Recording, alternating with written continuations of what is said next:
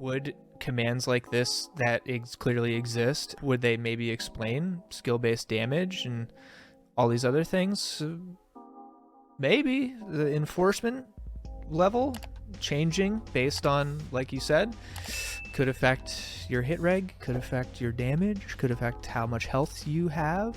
Yeah, man, that's a rabbit hole. This came out, right, and we saw this from Cole not even a week before Respawn and EA comes out with this massive overhaul to their matchmaking system and goes in depth in explaining how their new skill-based matchmaking system works, why it benefits players, and how players can be aware of what their stats and how it's being used to determine who they get matched with and how they can use that to their advantage. And there was this massive overhaul to the system based on complaints from the community, and also a ton of communication and transparency from the devs on how their matchmaking system works in a game that is also a massive battle royale and is honestly by far Warzone's biggest competitor right now. They've really put the ball in Activision's court, and we know Activision isn't going to do anything because they're making way too much money. Why would they change? They're ahead of Apex. Apex needs to beat them. We have to data mine. We have to data mine and scan and through code and read patents to find out about stuff that has been in effect for a decade in over here in the CoD community. While Respawn is with open arms explaining to their players how things work and why it's good for them and helping them see the light of the situation. And it's just night and day. It's insane. Yeah. As someone who hasn't played a ton of Apex or CoD recently, but has played a ton of both in the past, I'm rooting for Apex right now, man, just solely on principle of how the community is treated. Yeah, like I said, Microsoft did the same thing. Like, they released all their documentation on True Skill ranking and True Skill 2.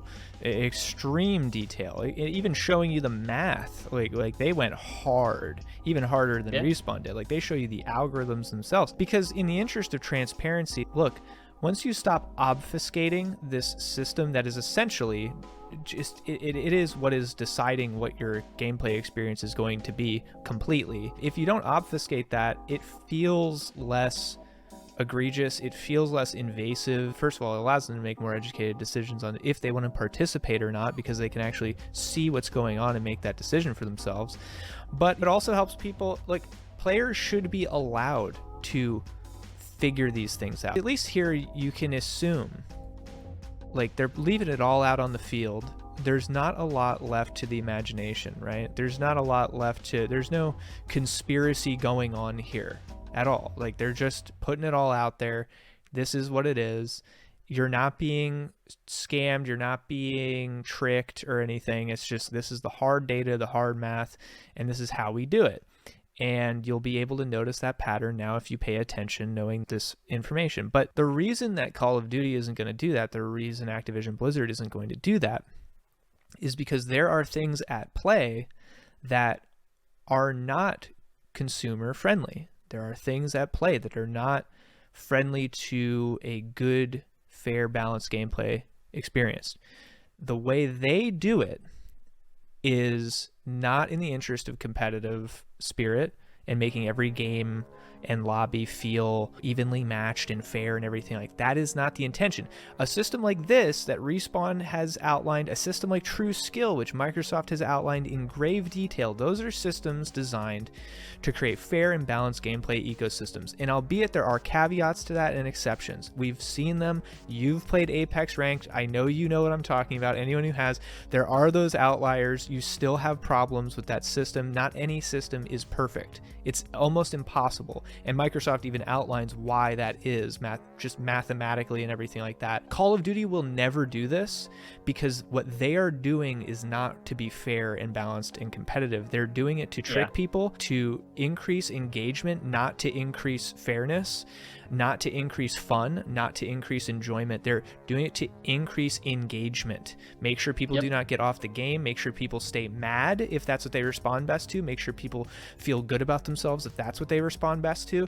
Whatever that is, make sure people buy more skins and items and go to the store. Like, that is all they care about. And that's why those things are so ingrained into the systems that they will never be transparent about it, because to be transparent about one thing would force them to be transparent about all the nefarious things as well, because they're so ingrained into each other. Just like we see in these commands, like this onboarding skill stuff, dude, if they would tell people this, it would be like, imagine if Apex was like, yeah, your performance 6 seasons ago, when you go to do your placements, that gets factored in. People would be like, that doesn't make any sense.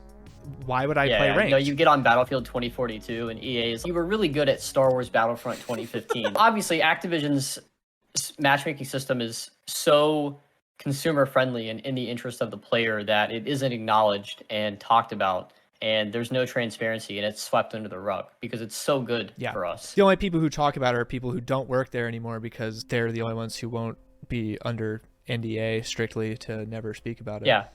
The only people who talk about it are the people not benefiting from it. Anymore. Coincidence. The people that aren't benefiting from it are the only ones who talk about it. Yeah, this guy is a former executive producer at Infinity Ward, and he criticized Call of Duty's use of SBMM because he doesn't think it's not consumer friendly. It's not fair. It's not. And he said that he was an executive, and he said that, and he's not working there anymore. So now he can say that he didn't agree with it and it's bad.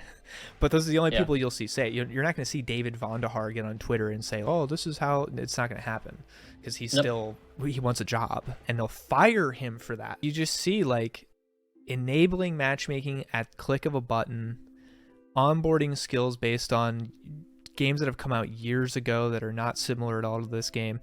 The level of enforcement, you're put in these different buckets.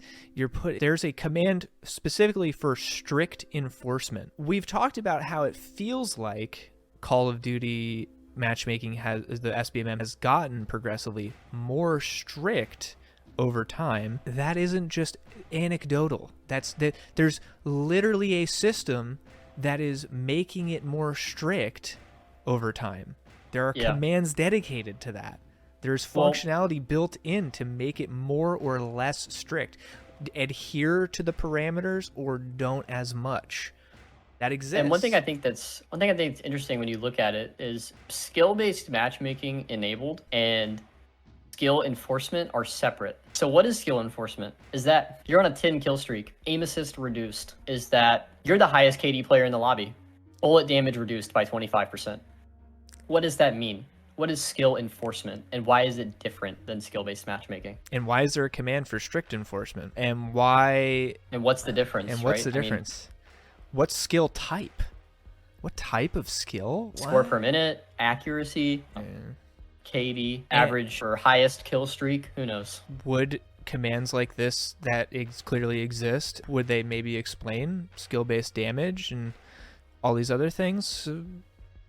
Maybe the enforcement level changing based on, like you said, could affect your hit reg, could affect your damage, could affect how much health you have. Yeah, man, that's a rabbit hole. It's a lot to speculate there. We can only hope that with time we uncover the answers to these problems, because we know Activision isn't going to give them to us. Right. So.